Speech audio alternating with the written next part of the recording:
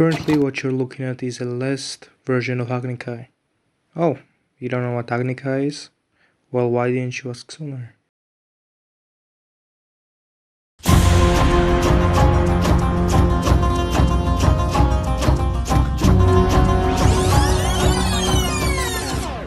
year is 2021.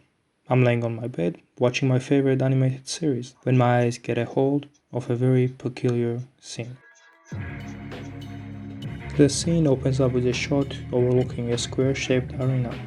Next few shots takes us inside of the arena, panning across and showing us our two combatants. We get a close-up shot of both of them. Then both fighters turn to face each other and the ceremonial round drum is struck and the fight begins.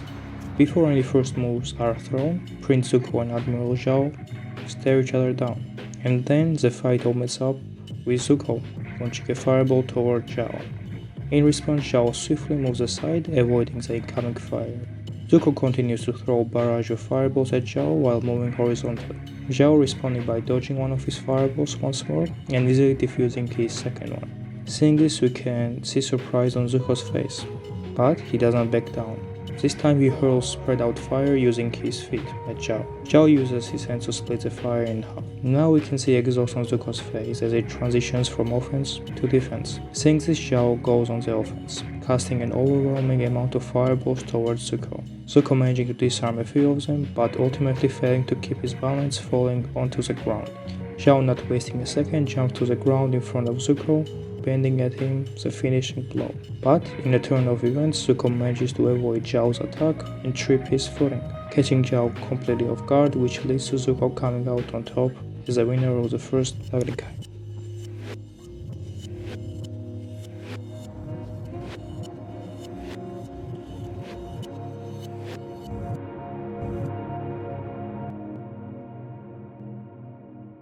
Watching this scene 3 years back sparked a very passionate fire in my heart, which led to an idea being formed inside of my brain. Imagine a mobile game where you place your phone on the floor facing your direction. Afterwards, you and one other person back away from the phone, until your whole bodies are visible in the phone's camera. You two face each other, and every time one of you throws a punch or a kick, fire launches according to those punches and kicks. After one bends fire in the other direction, the other person being able to defend against it. The match carrying on until one person gets hit by the opponent's fire. After coming up with the idea, I sat down to brainstorm how a game like this would be developed. And all of my thinking always brought me to the same thought. I needed to implement body tracking, but there was one big issue with it. I'm kinda stupid, so I don't really have any ideas on how to do that, which is why what I like to call the great search phase of development began.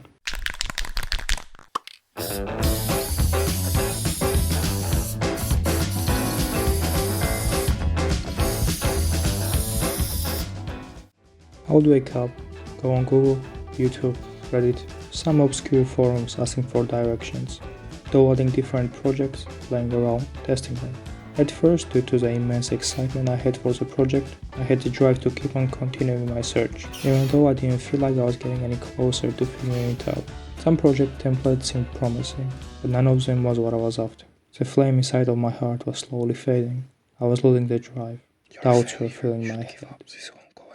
But at the darkest moment I saw a glimmer of light, and on the 20th of May 2022, at precisely 22:58, this happened. I finally found it. The flame inside of me once again rekindled, and that night I went to bed with a smile. This day marks the start of Agni Kai's development. Once I solved the issue of body tracking, I moved on to implementing a system which spawns fire every time you throw a punch or a kick. The way I went about implementing this feature was by keeping track of both the fist/feet position, and each time one of them surpasses a fixed threshold, we spawn fire. Here it is in action. Note that we are spawning orange circles rather than fire for now. That was the case for the first few weeks of development. Next comes this clip. To understand what's new here, let's put it side by side with our first clip. Take a look at the sheer volume of circles being spawned in the first clip compared to the second one. This is happening because each clip uses a different system for spawning fire. The way the system works in the first example is that a new circle is spawned every time the fist moves. But in the second example, a new circle is spawned once after we surpass the threshold. If we wish to create another circle, we have to bring our fist back behind the threshold and surpass it once more. The reason I gravitated towards this singular spawning system is to balance the game. Being able to rapidly cast new fire every time you move your hand seems a bit too overpowered, compared to just being able to cast one at a time. Next, I added velocity to the circles, in the direction of your fists and feet. This worked well, but there was one issue at hand. The velocity which the circles moved in was always constant, no matter the force of your punch or kick, and that didn't really make much sense to me. So I made it so the speed of your punches and kicks affect the speed of the circles. After that, I took a little break from programming and tried out different shaders for the game.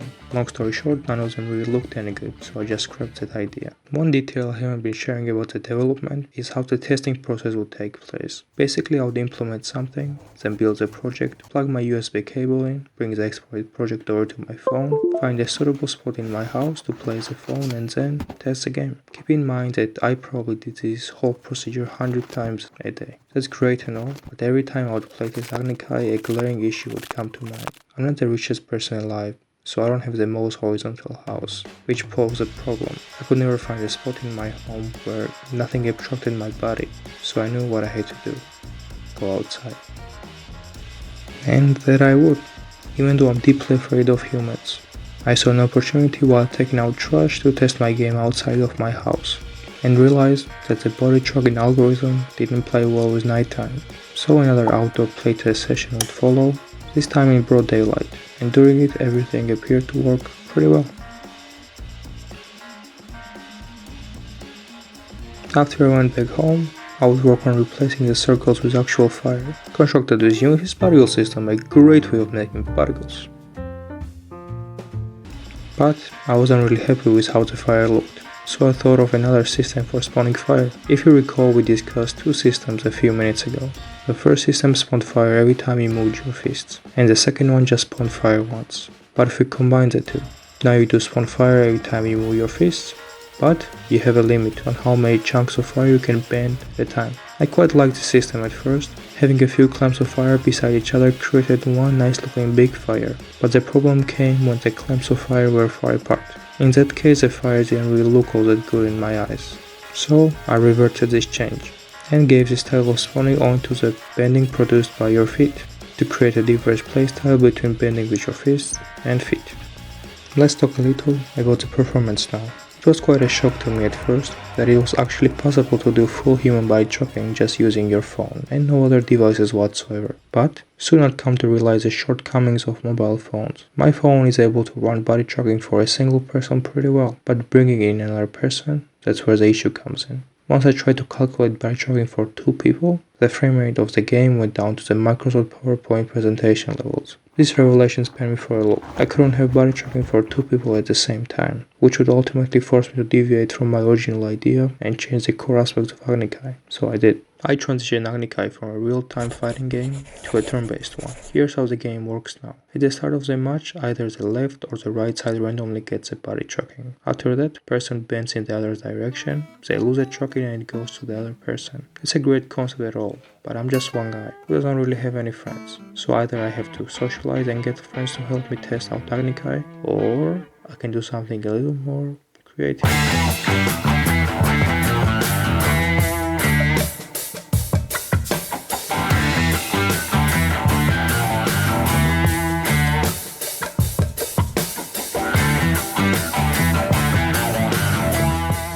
Around this time I also made a Reddit post about the game to see what people thought, and everyone who left a comment seemed to be pretty into the project, so that was pretty motivating for me. If anyone's curious about the post, I'll leave a link to it in the description. We are now getting pretty close to the final build of the game, but before that I came up with another entirely different concept for the game. What if Agni Kai wasn't a real-time or turn-based fighting game, but rather, before the duel starts, each player gets an X amount of time to do all of their moves, and after the time is up, a one-to-one replica of their moves gets displayed on the screen. Taking back to this concept, it sounds pretty interesting actually. Oh, what could have been?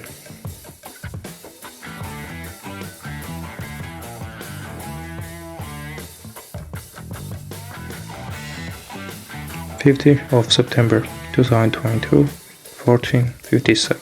This is a date on which the very last version of Agni Kai would get exported. It includes new features like a loading screen, settings, looking sprite of a Fire Nation guard to signify if your body has been detected, music, fires that follows your hands, firebending sounds, and green blue screen. Now, is this version of the game perfect? The answer is clearly no. The game is in a pretty broken state.